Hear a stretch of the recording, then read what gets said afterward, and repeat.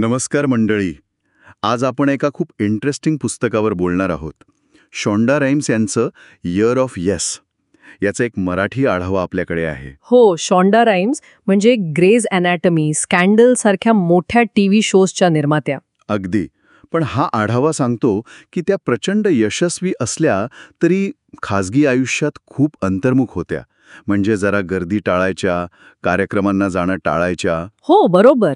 आणि गंमत म्हणजे या पुस्तकाची किंवा त्यांच्या प्रवासाची सुरुवात झाली ती त्यांच्या बहिणीच्या एका वाक्यामुळे. अच्छा, काय वाक्य होतं ते? तिने सहज म्हटलं, तू कधीच कशाला हो म्हणत नाहीस. आणि हे वाक्य त्यांना लागलं, म्हणजे विचार करायला लावलं.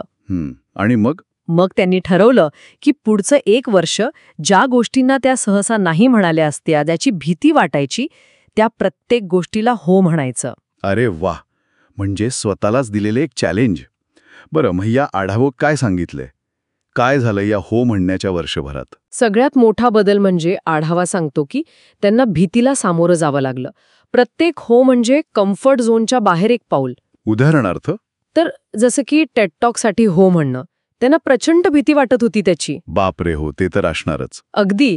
किंवा मग कामातून वेळ काढून मुलांसोबत खेळायला, बागडायला हो म्हणणं, हे त्याआधी टाळत असत. ओके, म्हणजे फक्त कामाचेच नाही तर वैयक्तिक आयुष्यातल्या साध्या गोष्टींसाठी पण हो म्हणणं महत्वाचं ठरलं. हो, आणि आढावा हे पण सांगतो की भीती काय पळून गेली नाही. अच्छा, मग?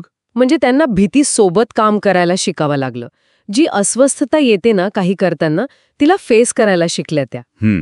भीतीला सामोरं जाणं महत्वाचं आहे, पळून जाणं नाही. अगदी बरोबर. तो हो म्हणण्याचा निर्णय म्हणजे कृतीची सुरुवात होती असं म्हणायला हरकत नाही. हे खूपच महत्वाचं आहे. पण आढाव्यात अजून एक मुद्दा आहे की हा हो फक्त बाहेरच्या जगापुरता नव्हता, स्वतःसाठी पण होता. हो, हा खूप इंटरेस्टिंग भाग आहे.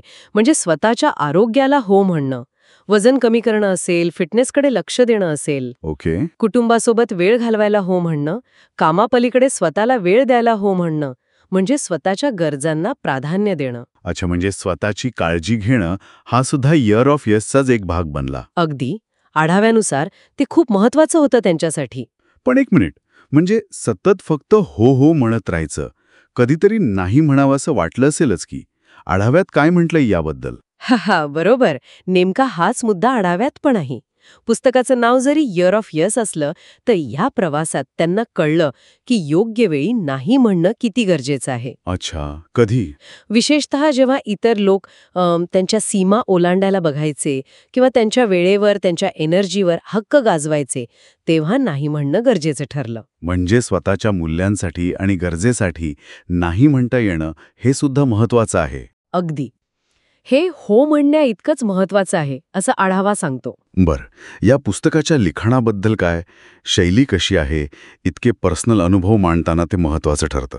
आढावा म्हणतो की शैली खूपच मोकळी आहे, विनोदी आहे, प्रामाणिक आहे. म्हणजे त्या स्वतःच्या चुका, भीती, संघर्ष सगळं अगदी उघडपणे सांगतात. म्हणजे कोणतीही दिखावगिरी नाही. अजिबात नाही. त्यामुळे वाचक लगेच कनेक्ट होतात.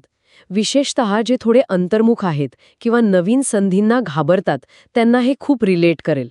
आढाव्यात असंही म्हटलंय की काम करणाऱ्या महिलांसाठी हे पुस्तक विशेष प्रेरणादायी ठरू शकतं. ओके, तर थोडक्यात सांगायचं तर हा आढावा आपल्याला सांगतो की इयर ऑफ येस हे पुस्तक म्हणजे फक्त हो म्हणायला शिकवत नाही, तर संधी, भीती, स्वतःच्या निवडी आणि अगदी नाही म्हणण्याचं महत्त्व या सगळ्याकडे एका नवीन दृष्टीने बघायला शिकवत आहे. बरोबर. आणि लेखिकेचा प्रामाणिकपणा त्याला अजून खास बनवतो. म्हणूनच आढाव्या त्याला 5 पैकी 4.5 रेटिंग दिला आहे. छान रेटिंग आहे. हो, आणि या सगळ्याच्या पलीकडे जाऊन विचार केला तर एक प्रश्न मनात येतो. काय? की आपण किती वेळा, म्हणजे किती संधींना फक्त भीती वाटते किंवा अस्वस्थ वाटतं म्हणून नाही म्हणून टाकतो. बरोबर आहे. तर असं एखादा छोटासा होकार जो सुरुवातीला कदाचित अवघड वाटेल, तो आपल्या आयुष्यात काय अनपेक्षित बदल घडवू शकेल याचा विचार करायला हवा.